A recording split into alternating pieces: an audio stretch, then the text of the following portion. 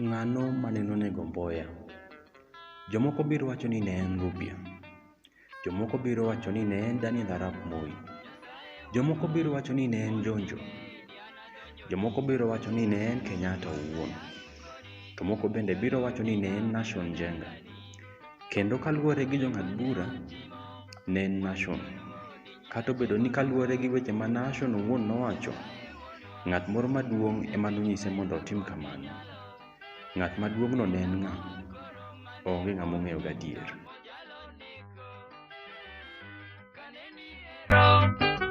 Katarisa sidako wokie bunde ne diwanyo chido dako neno kama tije odonje. Mboya ne onyuol e higa mar 1930 tarik 15 e dwe mar aboro e Kilimambogo e gwenge mag Thika. Mboya ne osomo to bang'e e ngimane ne ochako riwruog jotich mokwongo ei Kenya. Bende ne en jandiko kendo nohero ahinya weche mag skul gi somo. Ng'ama timo mpango mondo negi Mboya odwoko Kenya chien. Mboya wudu singa kuom siasa to ni inge yawuoyi. Mboya ne en achiel kuom joma ne otayo bura mar yudo loch e chokruok mag Lancaster kendo nokonyo e ndiko chik mokwongo mar Kenya. What are your hopes from this conference, Mr. Mboya? Well, our hopes are that at this conference we'll be able to resolve some of our problems in Kenya and reach agreement for independence within 1962. Will you be in difficulties with your own followers if you can't take back to them independence in 1962? I think so. I think that the people of Kenya are not willing to accept as a reply from this country anything other than independence within 1962. And what might they do if they didn't get it? Well, I think it is not wise to try and predict what will happen, but I'm sure that there will be growing frustration in the country.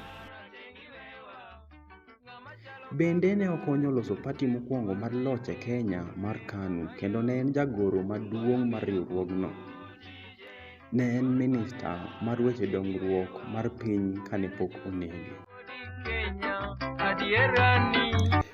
Nikech ne en osiep machiegni mar Jomo Kenyatta ma ne en ker e kindeno, ng'ato nyalo penjore, ang'o momiyo ne onege?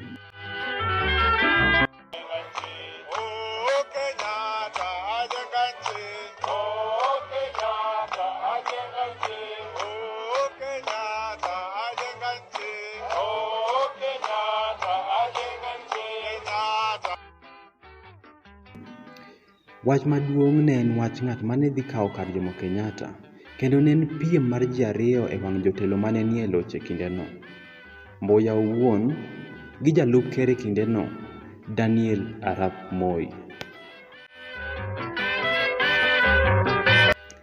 Mboya ne en ng'ama ohero Kenya ahinya, kendo ne en gi sir kod uma maduong' e kind jotelo wetene, kendo Amerka ne riwe lwedo.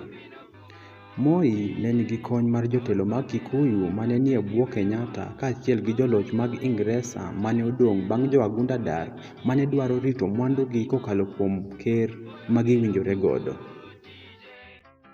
Different decisions must be taken. There was a procedure by which certain members of the community attained seniority, and by that seniority they were in a position to take certain decisions on behalf of the community. Gwenyruok mar paro e kind Mboya gi Kenyatta nomiyo Kenyatta nosiro Moi lwedo, kaluwore ni Mboya ne nigi yie ni gikone ne idhi pog mwandu kod lowo mane jo-Ingresa oweyo ne jo-Kenya e yo mopogore mondo kik gibed gi ywaruok e kindgi. Paro mane en go e wi yore mag yuto ne jiwo ahinya dongruok mane dhi bedoe kokalo kuom dongruok e yore mag ohala, somo koda chenro mag gedo. Ne okedo ne chenro kaka chenro mar Airlift mane oro jopuonjre mag Kenya e somo mamalo e pinje mamoko mondo giyud lony mondo ginyal gero godo Kenya. Kenyatta kata kamano noketo wach dongruok mar yuto obed motelo kokalo kuom ohala mar ng'ato ka ng'ato, ohala mawuok e pinje maoko koda rito mwandu mag ji.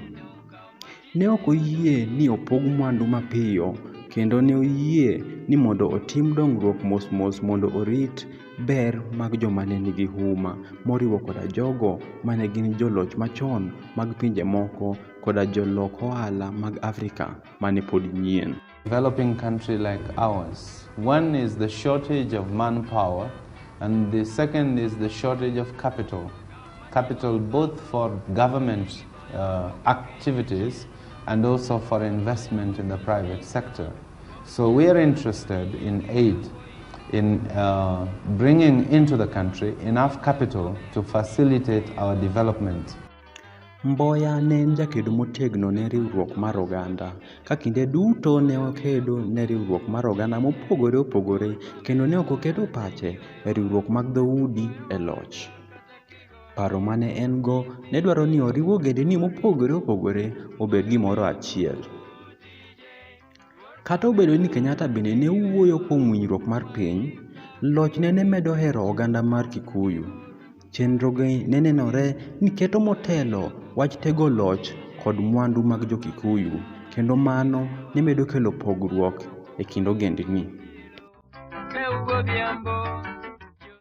Trade as the years go by, and we are very anxious to develop trade relations with outside countries. I think mostly we want to develop trade relations with our neighboring countries within Africa, because in the final analysis, intra-African trade is more important to us than trade with foreign countries who have a very highly sophisticated economic setup. Mboya ne dwaro ni lowo ma jo-wagunda ne oweyo bang' dok Ingresa mondo opog ne joma onge lowo, to moloyo e gwenge mag Central koda grube mamoko mane ok yud thuolo mar yudo lowo. Kenyatta ne ok oyie gi wach pogo lowo mapiyo. Ne odwaro ni ji oti gi yore mag ohala e ng'iewo lowo kendo pogo lowo. Ma ne konyo joma ne nigi mwandu ahinya, kendo ne miyo jo-Kenya mang'eny mane onge lowo koda pesa ok bed gi ratiro mar bedo gi lowo. And they will enjoy the same rights as myself or any other African. So to that extent, they are Africans. And they should, just like myself, say Africa is for the Africans. What we're really saying is to exclude foreign powers from interfering in our own local affairs, and also to eliminate colonialism and minority rule from Africa. Mboya ne nigi yie kuom chweyo riwruoge motegno kod oganda man gi paro machal. Ne oketo pache ahinya e somo kod chano gik moko nikech nodwaro gero piny Kenya ma ji duto nyalo donjoe. Yo ma Kenyatta ne lochogo ne en mar keto loch e bwo jaloch ma nigi teko. Noketo pache ahinya kuom rito kwe mar siasa, ka kinde mang'eny ne ojwang'o joma ne kwedo wechege gi lochne kaka Jaramogi Oginga Odinga. Pogruok mag paro mane nie kind Kenyatta gi Mboya ne omiyo jotelo ariyogo obedo gi ywaruok maling'ling'. Kendo gikone ne omiyo Mboya obedo kar kende. Nikech pogruok mane nitie e kindgi, ne nenore maler ni ng'at mane dhi kawo loch ne dhi bedo Moi. Kuom mano, e dwe mar abich higa mar 1968, kane Kenyatta oyudo tuo mar stroke e kinde mane en Bamburi e dala mar Mombasa, jotelo mane nie loch nong'eyo ni ndalo Kenyatta ne chiegni rumo. Omiyo ne nyaka giduok Mboya piny kendo giriw lwedo jal mane gihero mane en Moi. Has elected His Excellency Daniel Arap Moi to be the President of this nation.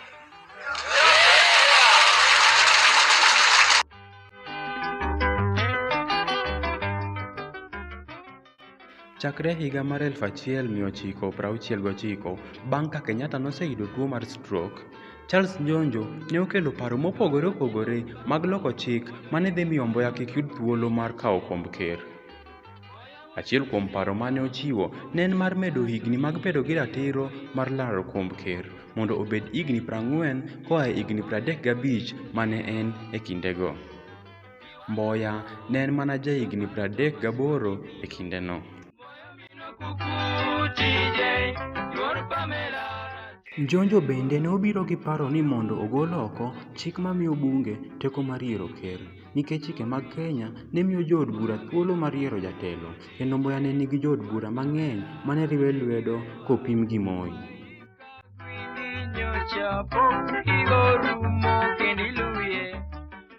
Jonjo bende ne ochiwo paro mar dwaro ni joma dwaro bedo jotelo mag sirkal obed e riwruok mar siasa ma sirkal oyiego. Njonjo ne nigi geno mar golo Mboya e migawo mar jagoro maduong' mar KANU koda ka riembe ei chamano chutho, gi geno ni mano ne dhi miyo teko mar siasa mar Mboya dog chien. Chenro mag Jonjo ne oromo gi akwede maduong' moa kuom jokanyo mag od bura kod jokanyo mag kabinet mane riwo Mboya lwedo. Joma ne riwo Mboya lwedo ahinya ne gin Jeremiah Nyaga, Ronald Ngala kod Lawrence Sagini. Gikone, ne ochuno Njonjo mondo oweri gi wach medo higni midwaro mondo ng'ato obedgo eka obed ker. Kata kamano, chike modong' ne okal mobedo chik.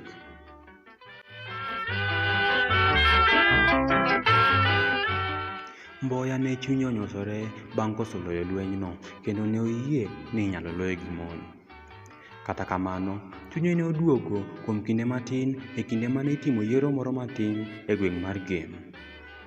Kom mar od bura mane yudo jachama mar KANU Clement Arguings Kodhek ne nigo ne odong' nono bang' tho mar Arguings e masira mar ndara.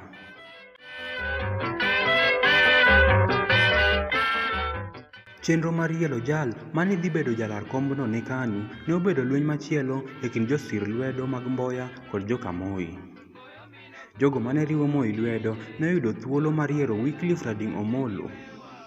Ma ne okelo ywaruok mang'eny, nikech Omolo mane en jakanyo machon mar KPU ne ok ong'ere ahinya kendo ne ok ohero Mboya nikech Mboya ema ne itiyo godo goyo lweny jochama mag KPU koting'o koda ka Jaramogi Giri.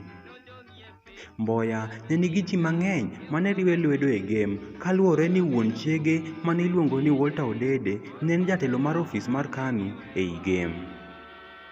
Odede ne okwedo wach yier mar Omolo kuom Kenyatta, to Kenyatta nodagi winje.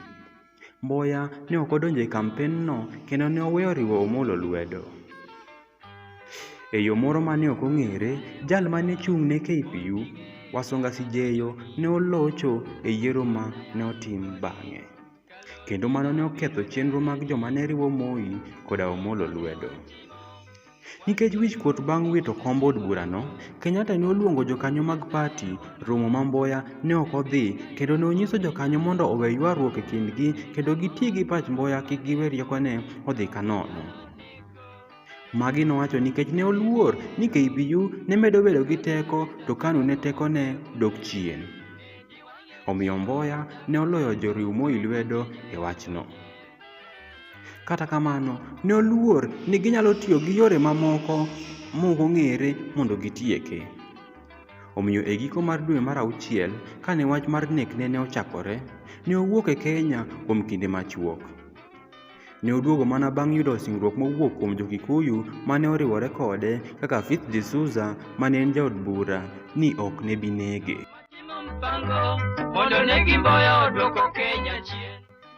E odhiambo mar Ngeso, Julai tarik 5, mana juma achiel bang' duogo, Mboya kod jaritne ne odhi gi mtoka nyaka e kar uso yedhe mar Semis e Government Road ei Nairobi. Mboya nochungo mtoke oko mar dukano mane olor e sechego.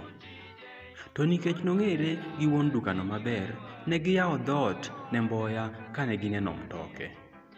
Sama ne owuotho koa e mtoke kodhi e duka miuse yedhe, Mboya nochung' mondo owuo matin gi ng'at moro mane ong'eyo. Ng'ani ne en Barack Obama Senior, wuon Obama mane en ker machon mar Amerka. Bang' goyo mbaka matin, Mboya ne ogoyo ne oriti kaeto odonjo e dukano, kama ne omose miyo Mohini Semi kendo ne giwuoyo magitieko. Sama ne owuok, ne ogoye lisasi nyadiriyo e kore. Ng'at mane omonje noringo gi mtoka. Mboya to ne ogore piny, remo ne chwer kuome ahinya, kendo mapiyo nono muya ne nong'adre. Ne oland ni Mboya otho bang' chopo e Nairobi Hospital, kendo kinda mar chiere e od yeng'o ne ok okonyo.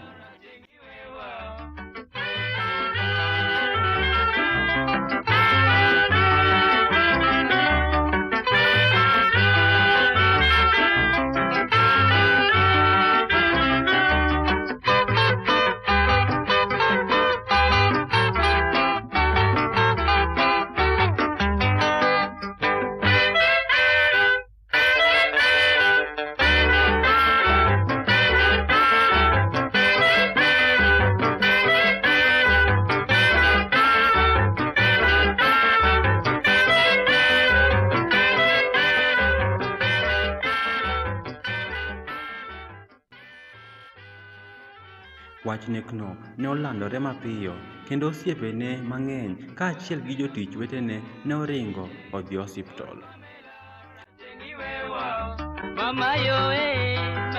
Jolweny mag sirkal moriwo GSU kod polis bende ne ochopo mapiyo bang'e. Chwanyruok ne omedore kendo tungni ne ochakore oko mar ot kama ne okete ringre Mboya. Kaka joma ne riwe lwedo ne medore, joluo nochako goyo koko mag kwedo sirkal kod kwedo oganda mar Kikuyu. Nyasaye wuonwa, monding'e diana donjoni, wanayal kodi, kalodina biro dalani. Gimane watimo, wan joluo ni nyisa chieng' onogo.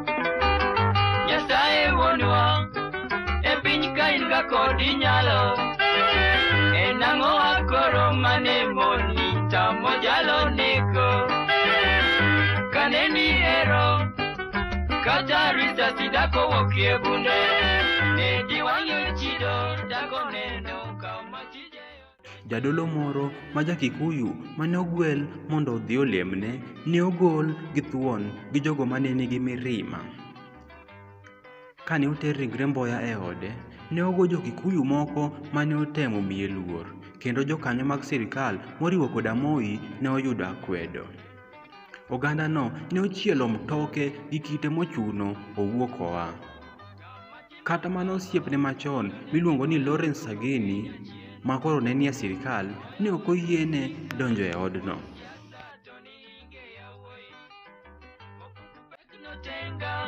Imayo kome kodi bunde yawa, Iwanga mao, kaparo Thomas bodi mino kuku, moyo mino kuku tije, yor Pamela ratengi wewa, moyo wada kata kigonie, nyithindi yoriti, moyo mino kuku tije, yor Pamela ratengi wewa, waika kwindi nyocha pok igorumo kendiluye, moyo mino kuku tije, yor Pamela ratengi wewa, mano doko woi mathielo, meugo biambo, Joseph, moyo mino kuku tije, yor Pamela ratengi wewa, ng'ama chalo kaka Joseph. Kane Kenyatta ochopo e kanisa, ji madirom 200 ne oluoro mtoke kagiko ka giriwo lwedo KPU kendo giyanyo ker kod sirkal. Ogandano ne ogoyo mtoki gi kite, mi mano ne omiyo askeche okeji gi iro malungo. Chenro mar keto ringre Mboya e kanisa maduong' mar Katholik ne ogol mapiyo nikech iro malungo gi lweny ne mayo ji kwe. Ne chalo ka gima piny Kenya ne chiegni podho.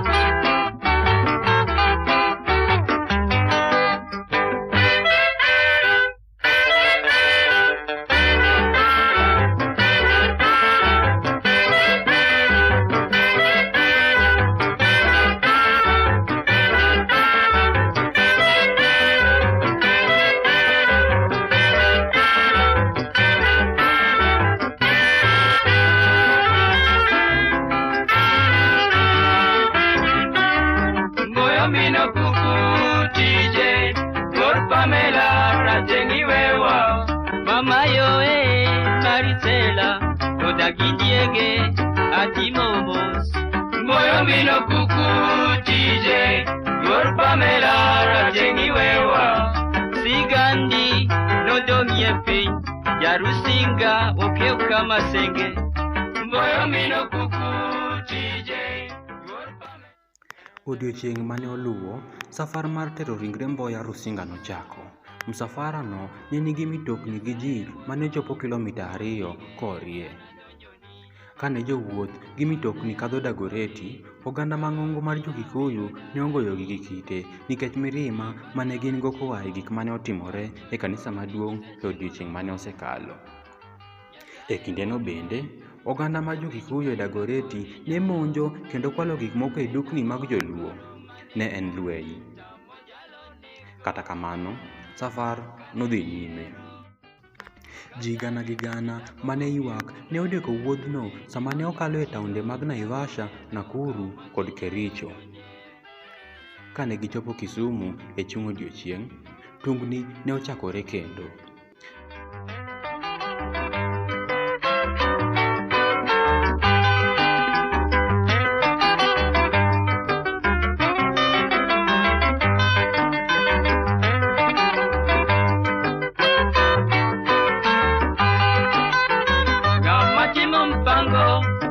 Gimboya odwoko Kenya chien. Moya Rusinga kuom siasa to ni inge yawuoyi. Opuku pek notenga imayo kome kodi bunde yawa. Kiwanga mao kaparo Thomas bodi mino kuku. Moya mino kuku TJ. Polise ne okawo okang' mar tiyo gi ludhe kendo tiyo gi iro malungo ka gitemo geng'o jogo mane ywak mondo kik osud machiegni gi mtoka mane oting'o ringre Mboya.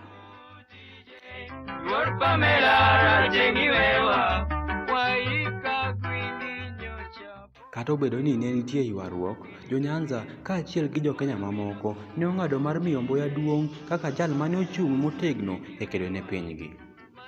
Ogandano ne odhi nyime gi luwo yo madhi e dala kwerene e chula mar Rusinga, kama ne ringrene ochopo e Julai tarik 11. Ng'ama chalo kaka Joseph wana yude kure mama yo. Mboya mino kuku TJ yor Pamela rajingi wewa.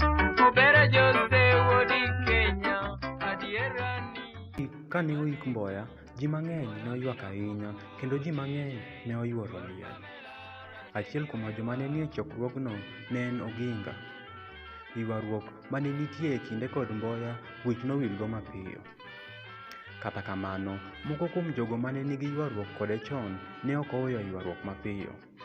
Kuom ranyisi, ofis mar jo-China e Nairobi ne ok odewo kwayo mar Kenyatta mar keto bendera nus piny nikech Moi ne otemo kelo tudruok e kind jo-Komunist gi nek mar Mboya. Bang' iko, jokanyo mag od bura mag pati ariyogo koting'o KANU gi KPU ne oyiere ni sirikal onego otim nonro matut kar goyo siasa gi tho mar Mboya. Bende, ne ok giyie gi mak mar Nashon Isaac Njenga Njoroge mapiyo, nikech kata obedo ni ne osomo e piny Bulgaria, ne onge tudruok moro amora e kind Njenga gi gik mane dimi oneg Mboya. Ne ok ong'e maler weche duto mane omiyo omake. Kane omak Njenga, wachore ni nopenjo askeche ni, ang'o momiyo an ema ubirona? Ang'o momiyo ok umak ng'at maduong'no? Wan ne watimo kaka ne owachnwa. Kata kamano, ne otamore wacho ni ng'at maduong'no ne en ng'a. Nyasaye wuonwa, monding'e ni an adonjoni. Wana yal kodi, kalodi na biro dalani. Gima ne watimo, wan joluo ni nyisa chieng'ono. Kane wach ma Njenga nowacho e wi ng'at maduong'no ne ofwenyore e kinde mane iyalo kesno, mano nomedo jiwo paro mane onya ahinya e wi nek mar Mboya. Mana kaka ne otimore ne nek mar Pioga Mapinto, weche mang'eny ne ochako landore e wi gimomiyo ne oneg Mboya. Dago neno kama tije odonje.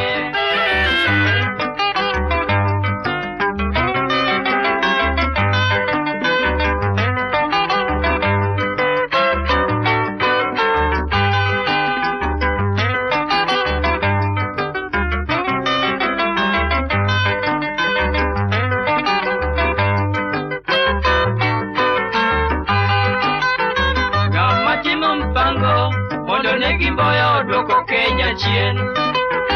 Moya Rusinga kuom siasa to ni inge yawuoyi. Opuku pek notenga imayo kome kodi bunde yawa.